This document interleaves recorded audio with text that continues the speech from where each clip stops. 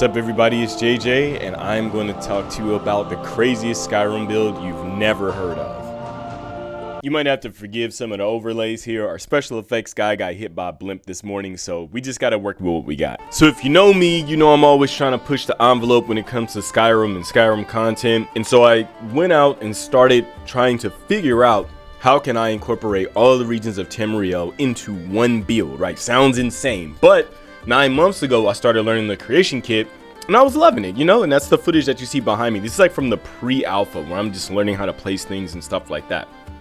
But because I didn't know anything really about 3D design and things like that at the time, I just thought I had to use stuff from other mods, grab a chair from here, a table from there, you know, and I'll just put it together and stack it up, and there we go, we got a building. You know, that was my mindset at the time because I didn't know any better. And for the last couple months, that's where I kind of got stuck on. But things changed when I started learning Blender. And once I started learning Blender, then I got access to all of these different assets and all these different things that I can now use to create these places that actually represent it so much better, and allows me to be far more creative than if you're just tied to the regular Skyrim assets. It also allows me to build in these other areas with new assets that can really show more of the cultural differences between the races, and that's really what this build is really about, you know, like for the most part. Essentially, when you play a game like The Elder Scrolls, there's so much lore that goes into each different people that one of the things that I wanted to highlight after spending like 2 months studying lore, I want to show the differences between each race. So like if you go to Morrowind, you know you're in Morrowind because they don't dress like Skyrim. They don't look like Skyrim. I mean, like, no shared assets. Like, we don't have Morrowind Dunmer wearing common clothes of Skyrim. Like, no. You're in Morrowind. The Dunmer here wear what the Dunmer of Morrowind wear. I mean, like, complete difference. But not only that, I wanted things to be so distinct that the player can tell information about a character just by looking at him. So let's say we'll take these two images of these two dark elves here. One belongs to House Redoran. The other belongs to House Telvanni. Can you tell which one belongs to which? Alright, I'll give you the answer. The darker elf belongs to Redoran. Why? Because these are the combat elves. They are the defenders of Morrowind. So of course, he's darker. Why? Because my logic, he's outside more. He's going to be more athletic. Maybe his hair will be drier, right? He'll be more in shape. Whereas House Telvanni, which are the mages, tend to have softer bodies. You know, he can still be in shape, but he won't be muscular, right? We'll have fair skin because they're indoors, not really exposed to the ash and the heat like that, depending on where they're at. So I wanted to bring that sense of reality into this build. So I've been meticulously going over everything. We have class systems, we have commoners, nobles, royals, etc. But wait! There's more! Morrowind was one of the first places I started working on, that in Forgotten Vale. But when I noticed that other people were also making content for these places, literally building in the same spots at the same time. Of course, they didn't know, right? Because I'm just now announcing like this project and stuff. But regardless, I'm still going to use these new assets that I got. So I want to show you some of the Morrowind assets that I got that I'm adding to the game. So first, I really love the Ebonheart style. I think it's really dope. And when I saw this architecture, it reminded me of the Ebonheart armor. How the wings go up like that on the helmet. If you play ESO, you know what I'm talking about, but you know, pictures on screen. But I thought this would be really sick for that area over there. I'm also making an effort to make sure that the clothes and armor also match the area, but I even went further than that. In addition to the mainland Morrowind music, the classic, because you know we're not going to get rid of that, I also grabbed a brand new soundtrack that I feel like reflects the different areas that you'll be in. So in this build, each race has an instrument that is prominent in their music. It really gives that touch of, okay, I'm in this new culture now. But it's more than that as well, because we have boss music, field boss music, dungeon music, secret puzzle room music, but you also have theme music. So this is the Telvanni Master Wizards theme that I'm gonna play for you. So just imagine, you know, the Telvanni Master Wizards, you know, walking down, like 4 of them, you know, walking through a town and everybody getting out of their way and stuff.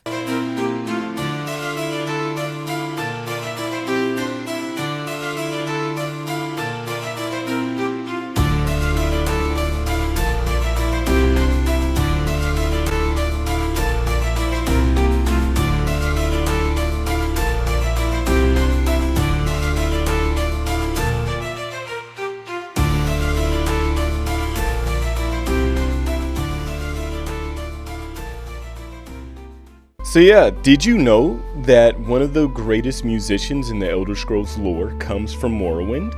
Wow! Yeah, I spent a few months just studying lore, and there's so much to the Elder Scrolls that I really wanted to touch on in this build. So I've thought everything through. Like, you're gonna see a ton of stuff that you probably didn't even know about the Elder Scrolls in this build. Alright, so next we got the Daedra, and I'm introducing new Daedra to this build. Some legendary fights. The Daedra also have their realms with special rooms. And we have the Daedra here. So these are legendary Daedra, these big boss fights. And I wanted it to where you can take a look at them and kind of get an idea of who it is that they are serving. So if we look on the right, you got the silver and that cold fire blue. You've got the hooked horns there. I mean, clearly that's Morrowind Vale. You got the middle. I mean, clearly it's a vampire, but it looks more refined. It could be Clavicus Vile, or it could be Morrowind Vale. Then on the left, we have the skulls with the purple. You know, that's either shadow or dark magic, which means he either serves Nocturnal or Vermina. They both have used skull summons before in the past with their shadow magic or dark magic. So just by looking at them, you can get an idea of who it is that they serve.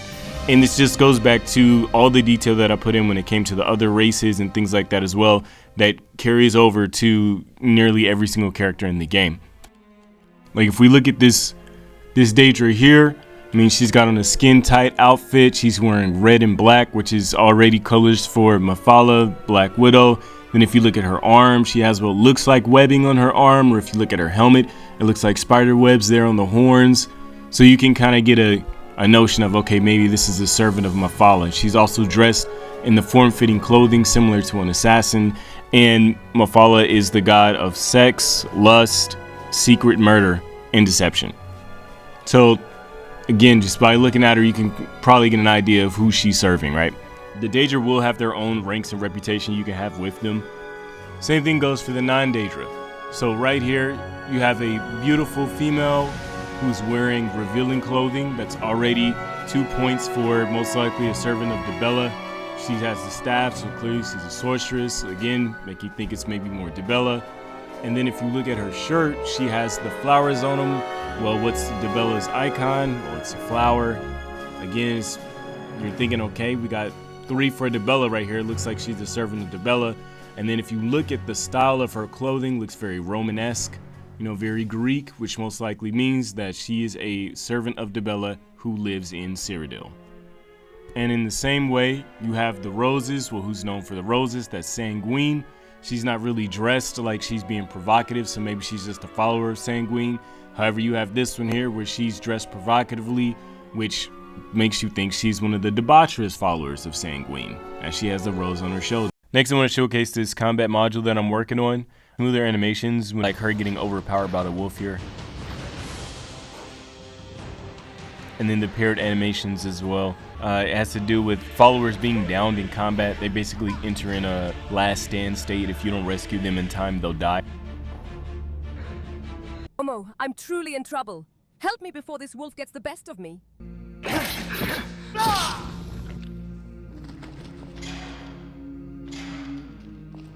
Oh, you really came through for me. That's one of the things that I'm working on amidst a bunch more. I mean, the combat module is going to be its own video too, because it's very in-depth. But let's go on to the next section. Next, we're going to Greenheart and Valenwood, and here is the narrative story for once you enter the city. As you arrive, you see something in the distance, in the sky, but you can't quite make out what it is. Around you, the houses of wood elves burn in an unnatural fire that doesn't go out. You rush towards the city, and something catches your eye. It looks like the largest dragon you've ever seen, but it's not moving. It looks like magic is emanating from the tree in front of it, and vines are going to the dragon's head, but you hear nothing, no flapping of wings, no roars. The dragon is still.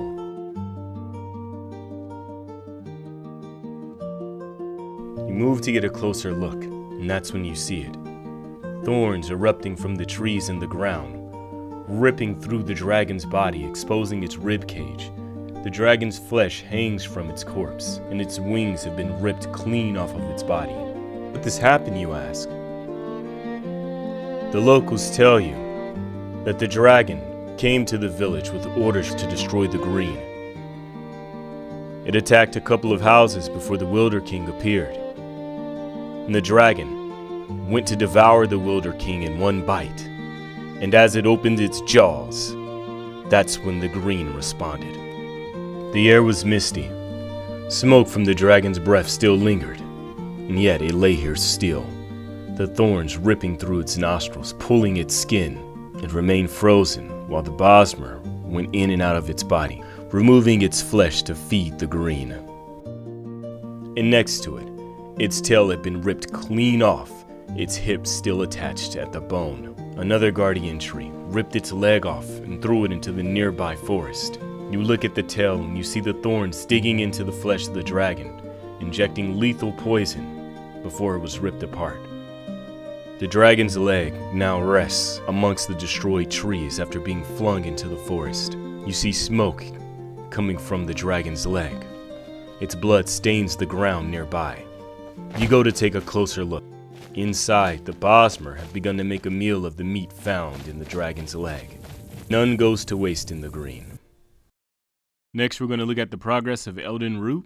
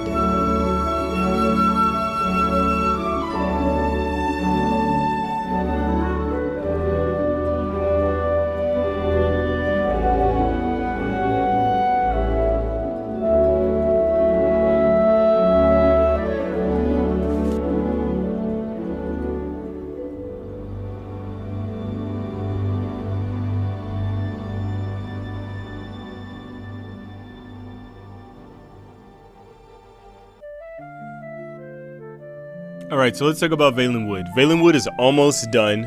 One of the main plot points of Valenwood is to assist the Wilder King. There's also the guilds that you can join, and you can join the ranks of the Wilder King Knights. But the Wilder King is on a mission to do something special. He wants to create his own realm.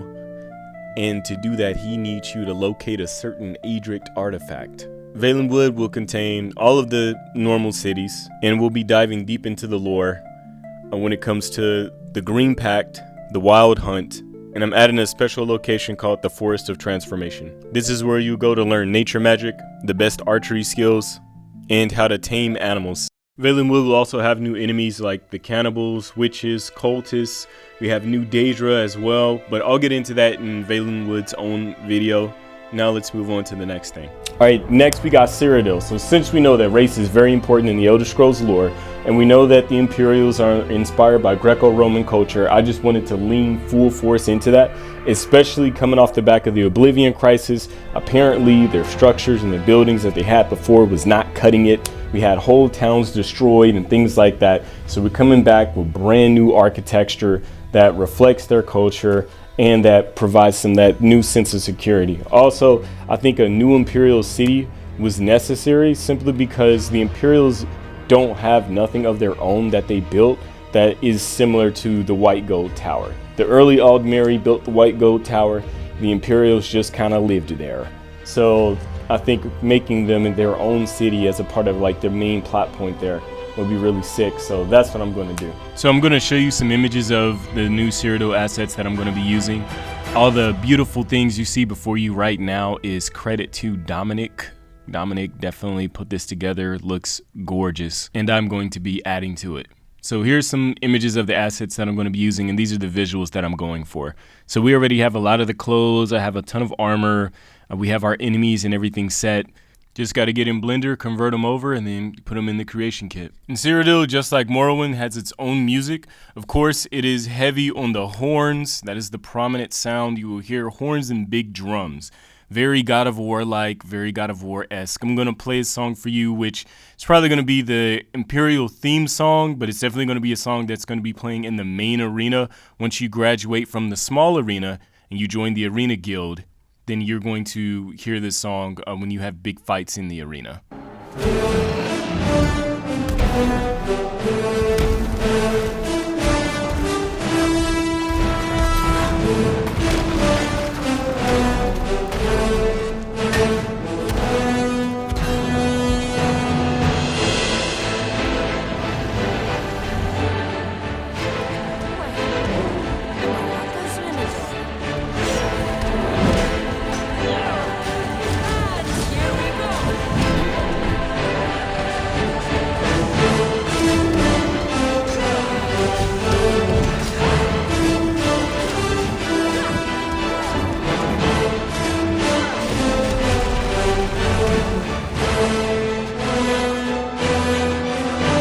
We're going to move on to the next place, because like I said, each place is getting its own dedicated video, so I don't want to spoil too much. All right, next we have the Snow Elves.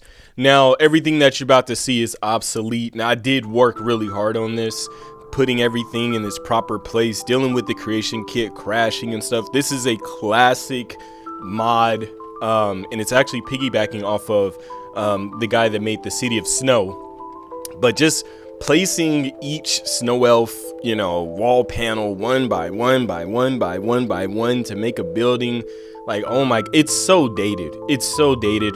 And once I started learning Unreal Engine, because I'm porting over assets and stuff like that, it's like, oh my god, bro, I don't want to do this. So that's really like, this one really made the burnout really real for me, because it's just so tedious, where it's like, bro, I've been here for an hour and I've got half a building done because this is just so old tech. But, you know, thank God for Blender, you know? So now I'm just building everything outside of the game and then just porting it into the game. And I want to get it to the point, depends on what I can do on Unreal Engine, where I can just take a flat world map and then just put my stuff in there, and not even have to worry about the height maps or anything else like that at all, and then just run my nav meshing and everything like that. Any world creator knows exactly what I'm talking about too. They feel my pain on that one. For the Snow Elves, your primary objective is going to be liberating those who have not lost their mind that are among the Falmer. There will be NPCs, you know, scattered about Tamriel, in places where the Dwemer had slaves, and we're also, I'm going to move them from the Forgotten Vale, because they're in the Forgotten Vale, and yes, lore-wise, yes, Nords don't come to the Forgotten Vale, it's too cold, they could die, you know, so yes, it makes sense for the Snow Elves to be there or be rebuilding there, it does. However, but more interestingly is the fact that the Snow Elves tapped into some crazy power, which I won't spoil, and they were able to freeze over the continent of Atmora. Now this is significant because Atmora is the land of the giants. Some people consider the Nords as descendants of the giants. If you know the history about Iskamor, you know the story, right? They were able to freeze over this entire continent. Now, when I look at maps, every map that I've seen shows Atmora as this massive landmass, which makes sense because this is where the giants lived.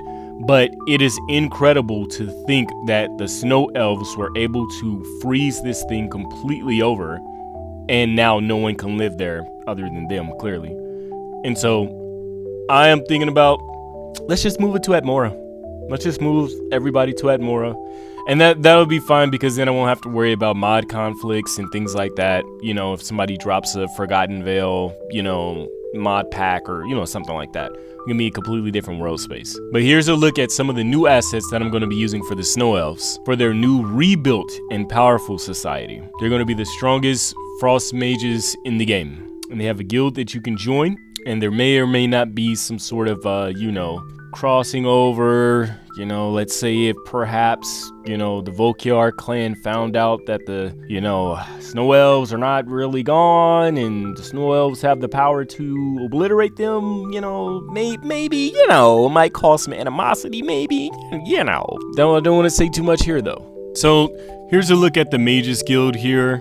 This is where they come in and they listen to the lectures and whatnot. Then we're gonna head on over to the Mages Study, where you go to learn magic. You can rank up with them. They have their Alchemist Guild here, where in this story, they created an artificial sun that you can see in the sky. It's beaming down heat basically in a dome, helping this stuff grow, and it's overgrown their structures back here. Now, if you're wondering, like, why did the Snow Elves get like all this grandiose architecture? Like, what's that about? Well, in this build, the guilds have 21 ranks, and the final rank is called World Shaper. When you look at the abilities that the Snow Elves have, they will be considered a World Shaper in this build. They have the power to change the entire climate of a continent indefinitely. They have the power to push the boat of Ariel, right? The God King Ariel. The Snow Elves have taken his bow, and the lore says that they pushed it even further than how it was initially created. So, I mean, they're affecting the literal sun in the sky. So, they're world shapers. And because they're world shapers, I want their architecture to reflect that. Next, we got the Summerset Isles, a classic banger that dropped in 2015. Brought to you by You're Not Supposed to Be in Here. I heard it was a team of like 12 people. They made a whole new map, all the towns, all the cities, brother, I cannot fathom the type of frustration they were dealing with the creation kit in 2015. There is no way. You couldn't have got me on that busted program back then. There's no way. But what we're doing is that we're going to give this place a fresh facelift. We're just going to be updating some things. We're going to keep everything pretty much the way that they had it, except when we take a look around, we see like the city of Alinor is using Oblivion assets because, I mean, it was 2015, you know, so I don't hold nothing against them. You know, we're just going to replace all this stuff with the new assets, you know.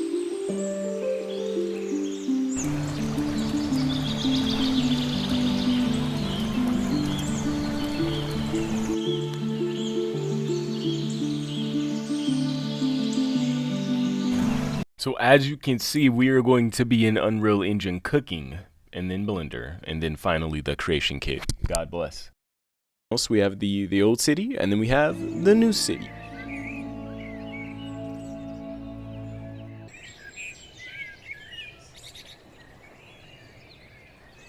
So we got the old Mages Guild, new Mages Guild. You may look at this and say, man, this architecture is looking really advanced. I mean, like, what's going on? Like, well, first of all, it's been several hundred years since Oblivion. But second of all, according to my storyline, which I won't spoil, there's a very good reason for all of this. And you'll see in a future episode. I can't spoil, I'm sorry. There's also unique armor for the guilds, for the military, for the royalty, like everything. This goes so much further in depth than what I can explain now. It's already been almost 20 minutes. This is why I said each region is getting its own video, because there's so much to go through for each portion. And like I said, for each race, I chose a different instrument. And so for the High Elves, I chose the piano. So here's one of the tracks that you'll hear. We have music for everything. We have it for temples. We have it for little villages. We have it for big cities. We have it for dungeons. So you will hear a vast amount of music in this build. I think each place has at least 100 songs. It feels like it.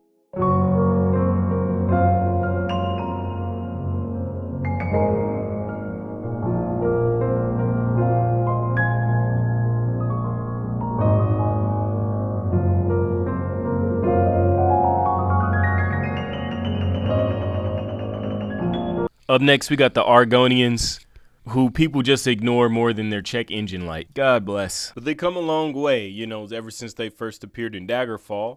You know, they evolved from this into Jar Jar Binks, and then from there they started looking more, you know, lizard-like and whatnot, you know, so. But I like the Argonians. Their lore is very interesting.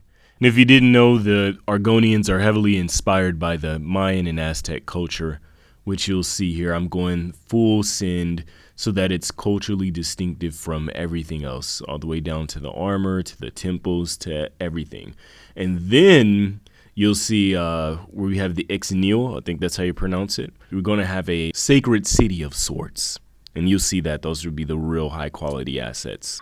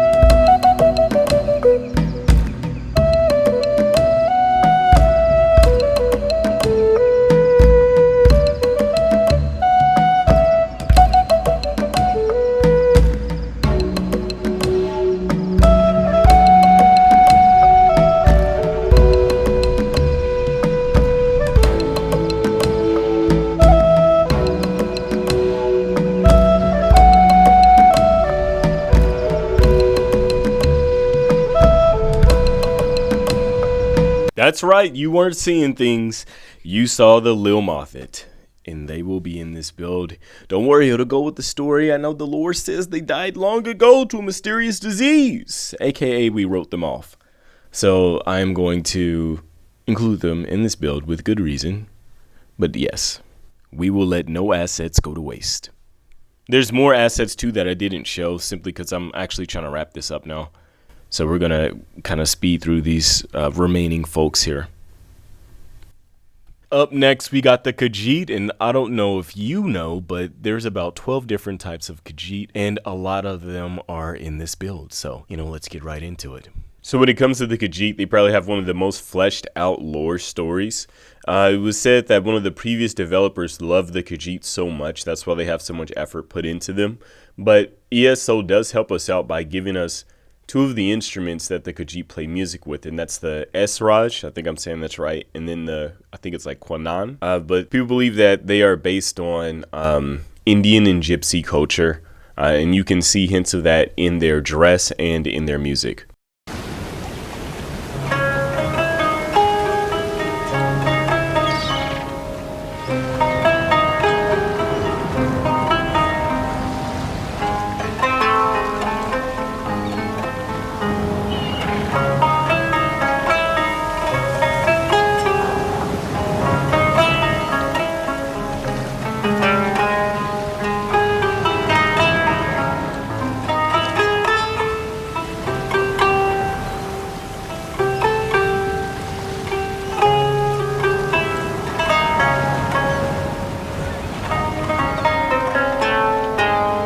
The song you heard is actually from ESO. There's a few tracks from ESO that the Khajiit play that we're going to use in this build, in addition to other music. But I have to hurry up and move on to the next one. Like I said, each region is getting its own individual video, so we're going to pick up the pace here. Next, we have the Orcs, and I've differentiated them between like the warring clans and those that stay in New Orsinium. As you can see here, they are going to be in the Rothgardian Mountains as well, in High Rock, and I already have the map and everything done for them. I just don't have these assets in the game, so I'm just going to show you a couple of the images of it, and then we'll get more into the Orcs, their culture, everything like their armor and all that. We're going to get into that in their video.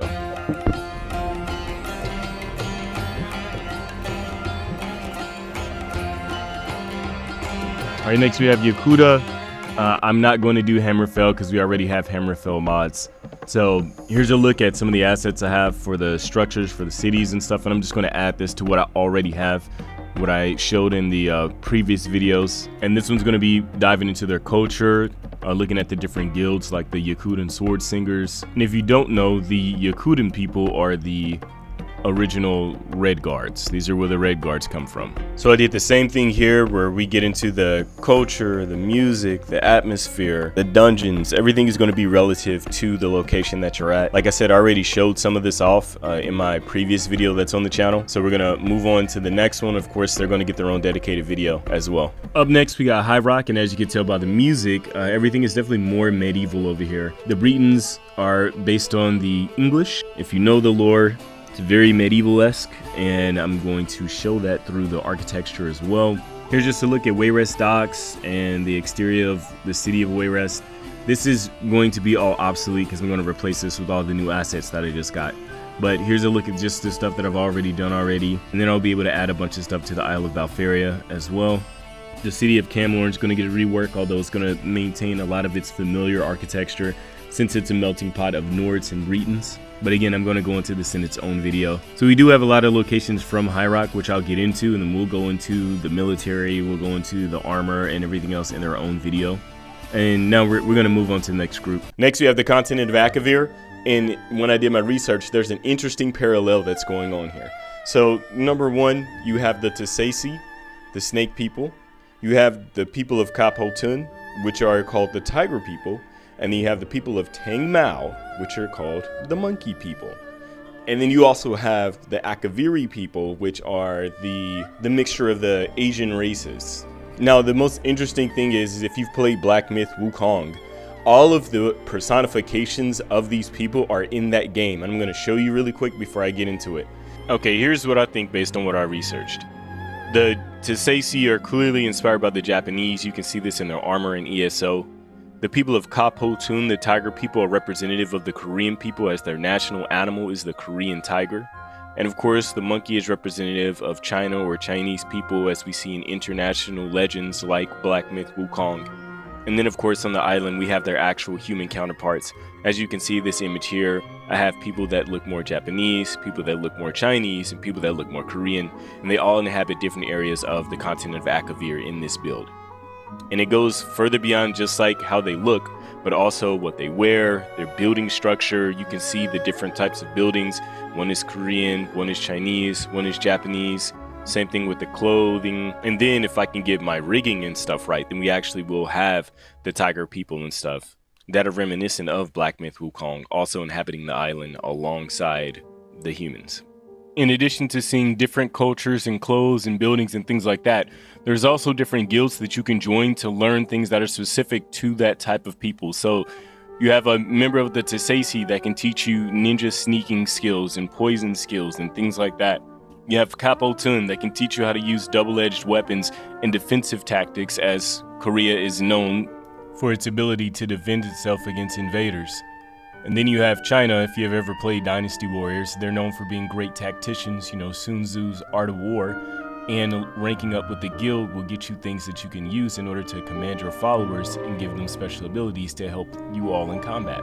But as I said before, each place is going to get its own in-depth video, so we're going to leave that there and we're going to move on to the next group. Now I do have changes that I'm making in Skyrim. I'll just show you the assets here, but again, I'll have to go over this in its own video because again, it's a lot. Unfortunately, we are out of time right now, so I have to end it here. But stay tuned, I will be posting those videos showing you more of what's in the build. There's 11,000 mods in this. I feel like I'm playing a completely different game. But thanks for watching. Leave your thoughts in the comments. Don't forget to like, subscribe, and I will see you in the next video.